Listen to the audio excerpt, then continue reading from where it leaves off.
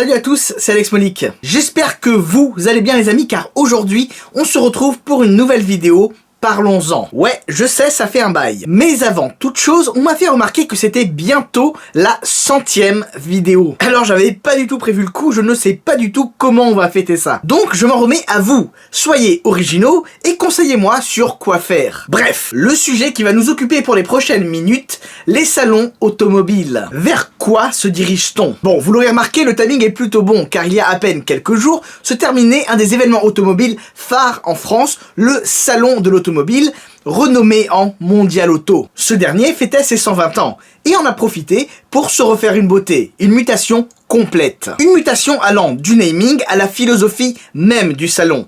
Mais on en reparlera tout au long de la vidéo, vous en faites pas. Pourtant, plusieurs éléments perturbateurs planaient sur le salon, telle une épée de Damoclès. Constructeurs absents, flambée des prix, climat autosceptique, pour ne pas dire autophobe, concurrence internationale, bref, plusieurs choses pouvaient mettre en péril l'événement. Mais que s'est-il passé? Bien évidemment, je vais vous le dire. Mais avant cela, sachez que je me pose tout un tas de questions. Et je ne suis pas le seul à me les poser. Quel est l'avenir des salons automobiles? Vont-ils évoluer?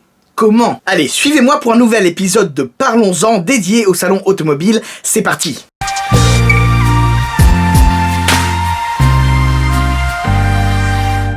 Les salons automobiles font partie du paysage traditionnel des événements auto et rassemblent tous les acteurs du métier qui présentent, qui exhibent leur flotte automobile ou leurs produits pour les préparateurs par exemple. Parfois centenaires, ces salons ont rythmé le monde automobile et ont été des moteurs d'innovation. Nous voilà aujourd'hui, du 4 au 14 octobre 2018, le Mondial Auto ouvrait ses portes. Et contre toute attente, le bilan était plutôt positif. Et ce, notamment au niveau de la fréquentation, qui est un des éléments clés pour mesurer le succès d'un salon. Et oui, le mondial demeure un des événements auto populaires les plus fréquentés en Europe, avec plus d'1 million de visiteurs encore une fois. Franchement, c'est pas mal. Après, le Twitter du salon annonçait 600 000 visiteurs le 11 octobre, soit 8 jours après le début du salon. Ils en auraient donc accueilli plus de 400 000 en à peine 3 jours. Je dis pas que c'est impossible, loin de là, je remets pas en cause les chiffres, mais quand même, belle prouesse. Personnellement, lorsque je suis allé au salon, j'ai trouvé qu'il y avait un petit peu moins de monde que d'habitude. Mais franchement, c'était un moindre mal, car forcément, du coup, tu pouvais marcher plus librement dans les allées du salon, sans jouer des coudes, ça respirait mieux. Après, pour tout vous dire, je pense que j'ai eu du cul, car si j'en crois les commentaires que vous avez laissés sur ma vidéo du salon, beaucoup n'ont pas eu cette chance. Maintenant, abordons la situation actuelle des salons automobiles. Pour cette édition 2018, le Mondial de l'Auto se félicite donc. Visiblement, aucun souci de leur côté. Du coup, la question se pose. Comment ont-ils réussi ce pari alors que beaucoup s'attendaient à un fiasco? Tout simplement en se réinventant. À commencer par la durée, passée de 16 à 11 jours. Ben ouais, plus de 2 semaines, ça fait quand même un peu longué. C'est un salon, c'est pas l'Oktoberfest. Mais surtout, le mondial a changé de philosophie. Le mondial s'est diversifié et s'est enrichi. Moto, mobilité, technologie se sont greffés à l'automobile. Un nouveau format donc, avec un spectre plus large. Mais surtout, avec plein de nouveautés. Parades, centres d'essai, nombreux divertissements, activités, soirées. Vous l'aurez compris, ce mondial se voulait beaucoup plus interactif et proche des gens. Alors tout ça est très cool, mais il ne faut pas se voiler la face. Le mondial faisait quand même face à de sacrées difficultés qu'il a vraisemblablement su surmonter. Alors l'absence de très nombreux exposants soulignait ces nombreuses difficultés. Mais de quelles difficultés parle-t-on ?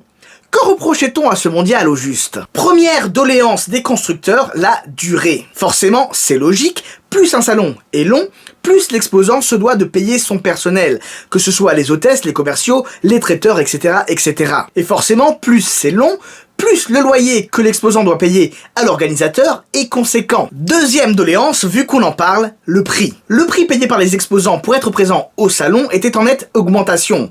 D'ailleurs, pas que pour les exposants. Le prix du billet visiteur avait lui aussi augmenté. Donc, j'imagine que certains n'y voyaient pas une bonne rentabilité. Troisièmement, paradoxalement, on pouvait reprocher au salon une trop grande fréquentation. Si, trop de monde, ça peut saouler. Qui dit trop de monde dit des difficultés pour se déplacer, pour se restaurer à midi, pour voir les voitures, pour éventuellement monter dedans, pour se renseigner, etc., etc. Mais là, pour le coup, l'argument ne tient pas vraiment, car tous les événements automobiles peuvent être victimes de leur succès. Ceci dit, avec Internet, certains ne voient plus trop l'intérêt de se déplacer, alors qu'ils peuvent tout voir de chez eux. Grave erreur à mes yeux, mais bon, chacun a sa façon de vivre la chose. D'autant plus qu'inversement, je trouve au contraire qu'Internet motive les gens pour aller voir ça de plus près. Dernier petit truc, je pense qu'on n'est pas spécialement aidé par ce que j'appelle le syndrome français. De façon générale, il y a souvent, malheureusement, eu des grèves qui venaient perturber le bon fonctionnement des événements. Une fois, c'est les contrôleurs aériens, puis les taxis, puis la RATP, puis les pilotes de ligne. Voilà. Je discute avec énormément de gens qui viennent de l'étranger. Et vu de l'étranger, cette paralysie ne donne pas vraiment une bonne image de la France. A fortiori si c'est quelque chose de récurrent. Donc en un sens, je comprends un petit peu la réticence de certains constructeurs à vouloir se déplacer en France. Donc, vous l'aurez compris, pour toutes ces raisons, les constructeurs semblent de plus en plus se questionner. Je ne dis pas qu'ils vont déserter les salons pour autant, mais visiblement, quelque chose a commencé à germer en eux. Alors évidemment, il n'y a pas que le salon de Paris qui est concerné. Tenez, prenez l'éternel rival, le salon de Genève. Pour la future édition 2019, il y a déjà des défections comme par exemple Volvo, qui d'ailleurs c'est assez cocasse, car Volvo avait gagné un prix pour le Gims 2018, un truc comme ça il me semble. Le problème c'est que sans constructeur, il n'y a pas de salon. Enfin, oui et non. Et on l'a bien vu à Paris, car malgré l'absence de certaines marques comme, on va dire, Aston Martin, Lamborghini, eh bien, certains concessionnaires parisiens ont répondu présents, eux, et ont repris le flambeau. Et c'était d'autant plus intéressant qu'à ma connaissance, c'était la première fois que ce cas de figure se présentait dans un salon. Après, qu'en pensez-vous? Est-ce une alternative crédible et viable, ou était-ce juste un petit pari, une folie comme ça, lancée pour sauver le mondial de Paris? Cette situation est-elle amenée à se renouveler pour d'autres salons?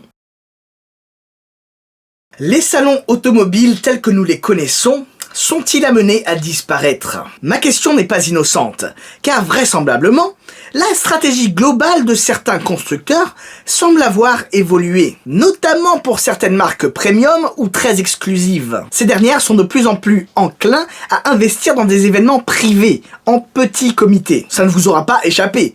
Un grand nombre de modèles sont dévoilés à un petit cercle restreint de clients. Les Bugatti, Pagani, Koenigsegg et compagnie boudent Paris, mais mettent le paquet pour Genève. Bien évidemment, ils doivent avoir leurs raisons et je me vois mal critiquer leur stratégie, quand bien même j'aimerais bien qu'ils viennent à Paris. Mais de façon plus globale et plus généraliste, j'ai sincèrement l'impression que les marques ont évolué. Le développement d'Internet et de réseaux sociaux ont métamorphosé leur façon de communiquer. Plutôt que de faire acte de présence partout et à tout moment, notamment sur les salons, on va dire, traditionnels, eh bien, beaucoup optent pour d'autres alternatives. Par exemple, les Fashion Week, les événements privés, les inaugurations, etc., etc. D'autres se focalisent plutôt sur certains salons clés, là où se trouve géographiquement leur véritable marché. Disons-le, Internet a également démocratisé la présentation des véhicules. Après, personnellement, je trouve que l'argument ne tient pas, car voir une voiture en photo, c'est bien.